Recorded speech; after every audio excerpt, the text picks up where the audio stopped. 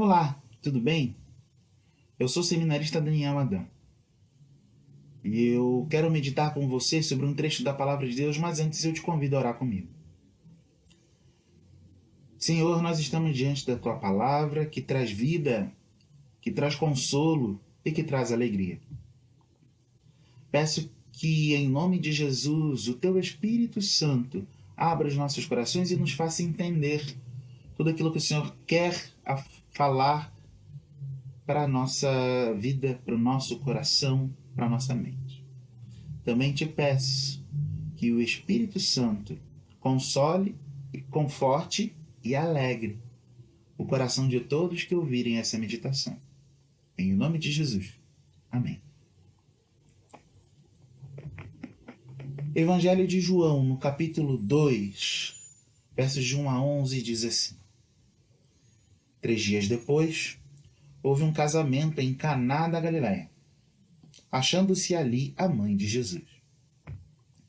Jesus também foi convidado com seus discípulos para o casamento. Tendo acabado o vinho, a mãe de Jesus lhe disse: eles não têm mais vinho. Mas Jesus lhe disse: mulher, que tenho eu contigo? Ainda não é chegada a minha hora. Então ela falou aos serventes: fazei tudo o que ele vos disser. Estavam ali 6 talhas de pedra que os judeus usavam para as purificações, e cada uma levava 2 ou 3 metretas. Jesus lhes disse: enchei de água as talhas. E eles as encheram totalmente. Então lhes determinou: tirai agora e levai ao mestre-sala. Eles o fizeram. Tendo o mestre-sala provado a água transformada em vinho, não sabendo de onde viera, se bem que o sabiam os serventes que haviam tirado a água, chamou o noivo e lhes disse: todos costumam pôr primeiro o bom vinho, e quando já beberam fartamente, servem o inferior. Tu, porém, guardaste o bom vinho até agora. Com este, deu Jesus princípio aos seus sinais em Caná da Galileia. Manifestou a sua glória, e os seus discípulos creram nele. Nesse mês de julho agora, completei o meu primeiro ano de casamento. Eu e Letícia, nós casamos numa cerimônia modesta, com apenas 15 convidados, na garagem da casa dela. Mas não foi assim que nós planejamos o nosso casamento. Nosso casamento foi planejado nos mínimos detalhes desde quando nós começamos a namorar, em abril de 2019. Sonhamos com todos os detalhes: roupa, música, comida, local, cerimônia, quem iria celebrar, quem iria cantar. Sonhamos com tudo. E por cuidado, graça e misericórdia de Deus, nós não gastaríamos, na verdade, absolutamente nada com o nosso casamento. Ganhamos tudo. Estávamos extremamente felizes, extremamente radiantes com a possibilidade da realização do nosso casamento. Só que não contávamos que a partir de fevereiro de 2020, o mundo inteiro começaria a viver em função da pandemia do coronavírus. Por causa dessa pandemia do coronavírus, muitos lugares no mundo, muitos países no mundo, inclusive o Brasil, adotaram restrições sanitárias severas. E uma dessas restrições era a de não haver celebrações, não haver festas, não haver reuniões coletivas. Empresas tiveram que trabalhar em home office. Escolas tiveram que adotar métodos diferentes para que as aulas continuassem. Comércios tiveram que trabalhar ou com drive-thru ou com entregas a domicílio. E reuniões coletivas tiveram que ser canceladas. É sabido de todos que as igrejas fecharam as portas durante muito tempo, mas também as festas de casamento não poderiam ser realizadas. E isso acabou abraçando o nosso casamento. Lembro de um episódio especial em que nós tivemos que avisar a todos os fornecedores e a todos os convidados que não teríamos mais o casamento. Então tivemos que cancelar os fornecedores e tivemos que justificar a nossa decisão para os convidados. E eu lembro que a primeira pessoa que nós avisamos que não teria mais casamento, nós falamos com a pessoa da nossa decisão tranquilos. Como diz uma velha canção, calmos, serenos e tranquilos. Mas quando acabamos a chamada de vídeo, eu e Letícia, nós olhamos um para o outro, nos abraçamos e começamos a chorar. Aquela decisão de dizer que o nosso casamento não iria mais ser realizado do jeito que nós planejamos, nos trouxe a sensação de que o nosso mundo tinha acabado, de que a nossa alegria tinha se esgotado, de que não havia motivo nenhum para nós festejarmos. E aquilo nos trouxe um enorme peso, uma enorme tristeza. Parecia realmente que a nossa alegria da nossa vida tinha acabado. O texto que nós lemos é um texto que tem um contexto parecido com essa história que eu acabei de contar. Acontece durante um casamento. Só que, diferentemente do nosso casamento, esse casamento que acontecia em Caná da Galileia estava acontecendo. O nosso ainda ia se realizar. Mas esse casamento do trecho que nós lemos na Bíblia já estava acontecendo. Mas da mesma forma que o meu, houve um fator que poderia ser extremamente importante para o fim daquela festa. O vinho acabou. Diferente das festas de hoje em dia, que se por acaso alguma coisa do buffet acaba, rapidamente pode ser reposto ou pode ser compensado por alguma outra coisa no buffet, naquela época era muito mais difícil conseguir vinho, e vinho em quantidade boa. Além disso, acabar um item de uma festa no meio da festa poderia significar uma ofensa aos convidados, uma falta de planejamento do anfitrião. Isso poderia causar uma enorme tristeza se chegassem aos convidados e ao anfitrião a notícia de que o vinho acabou. Isso poderia significar o fim da festa e, logo, o fim da alegria dos convidados, da família dos noivos e também dos noivos. Da mesma forma, nós hoje somos sujeitos a situações em nossas vidas onde fatores podem vir em nossas vidas e, aos poucos, ou de uma vez, roubar a nossa alegria. Momentos onde vemos literalmente o vinho da nossa alegria, o vinho da nossa festa, o vinho da nossa vida se acabar. Quantas pessoas hoje, nesse contexto de Covid-19, nós conhecemos que perderam pais, que perderam cônjuges, que perderam filhos, que perderam parentes, que perderam grandes amigos para o Covid-19. Para essas pessoas, para grande parte delas, elas podem ter pensado: a minha alegria acabou por aqui. A minha festa, o motivo de festejar, acabou por aqui. Na animação do casamento, a minha esposa acabou entrando numa página do Facebook de organização de casamentos. E nós podemos ver que muitos casais também foram prejudicados por essa pandemia de Covid-19. E alguns casamentos foram cancelados porque fornecedores não puderam cumprir com seus contratos. Mas também muitos casamentos foram cancelados porque pais de noivos morreram, porque padrinhos queridos faleceram, porque celebrantes não puderam viajar. E em alguns casos, até os próprios noivos faleceram de coronavírus. Além disso, quantas pessoas tiveram seus planos frustrados por consequências do Covid-19? faculdades que não começaram, viagens que foram adiadas. Além disso, muitas pessoas também, nesse clima de constante morte, de preocupação, estão num estado de alerta tão intenso, tão grande, que um mínimo fator poderia tirar o chão dessas pessoas.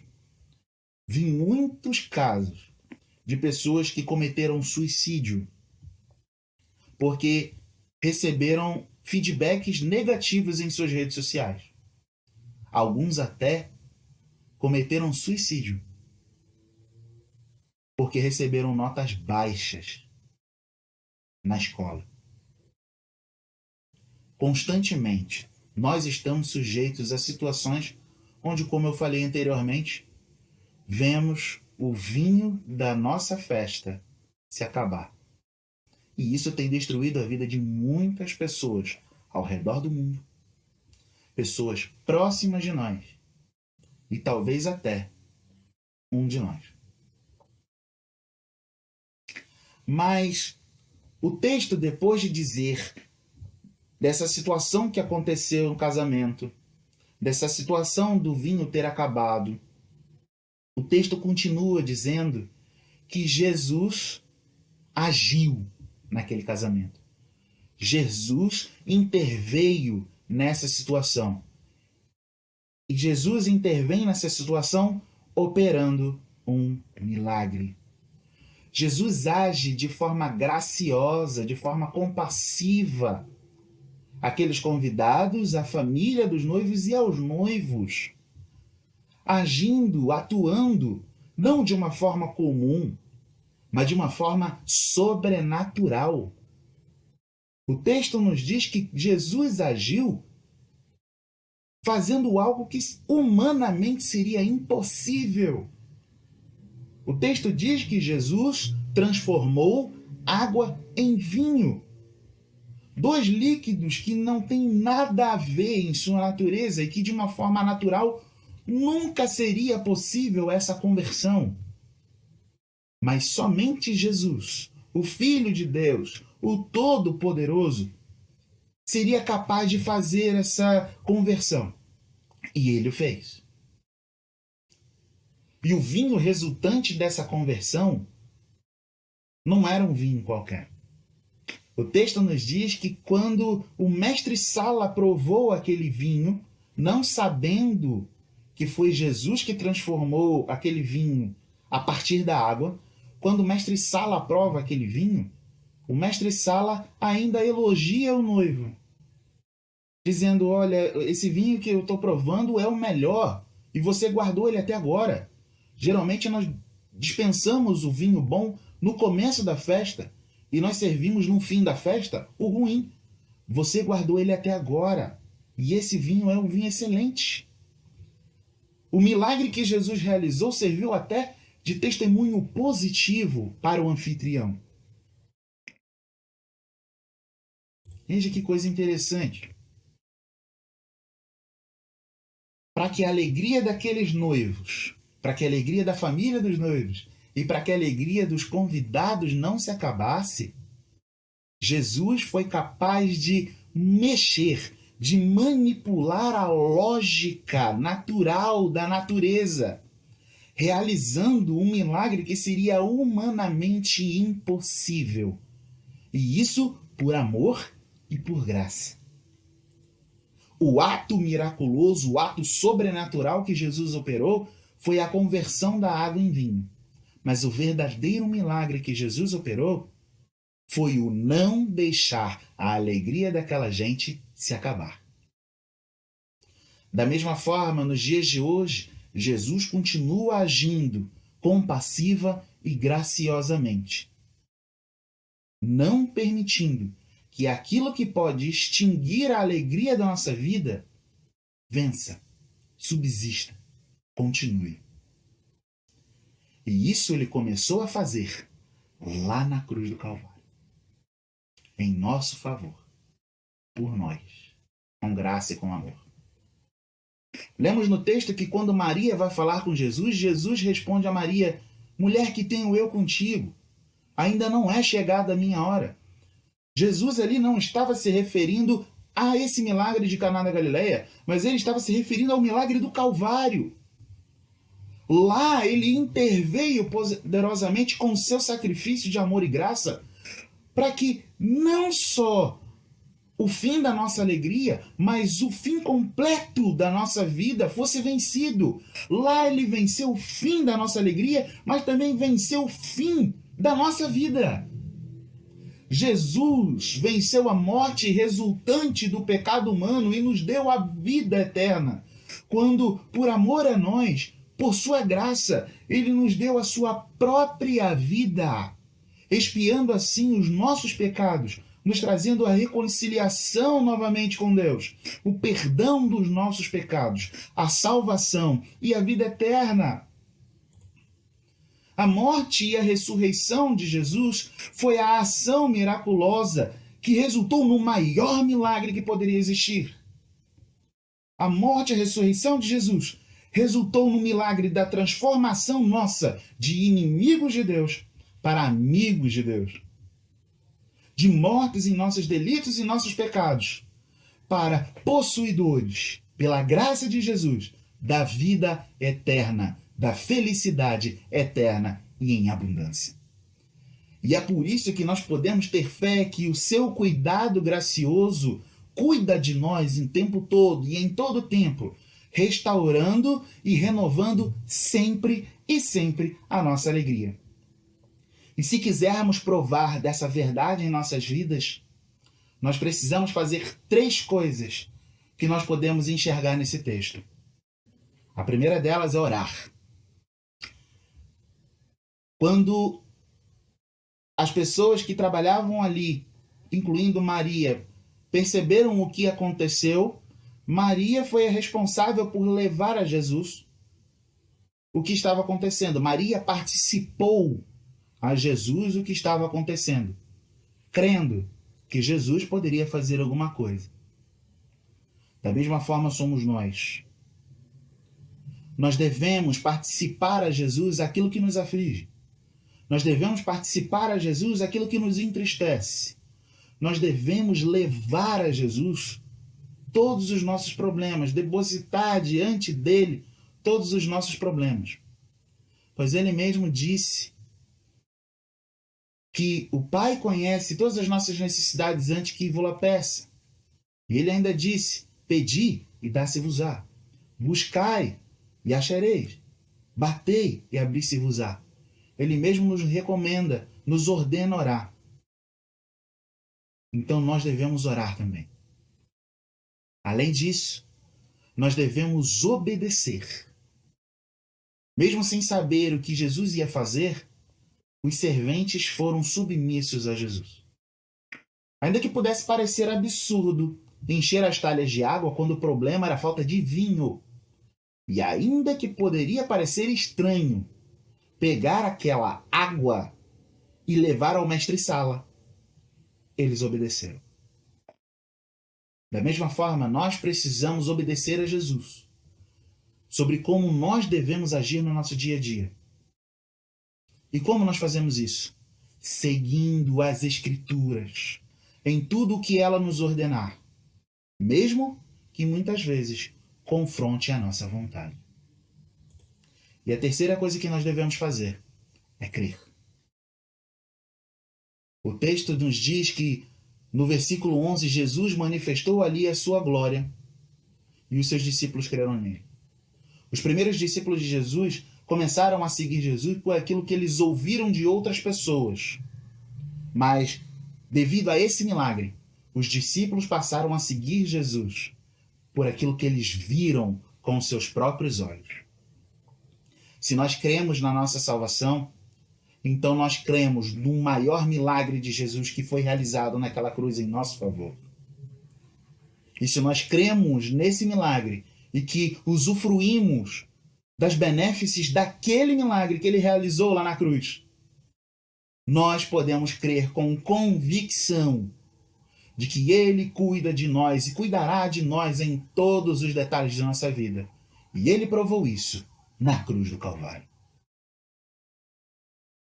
Como nós podemos concluir?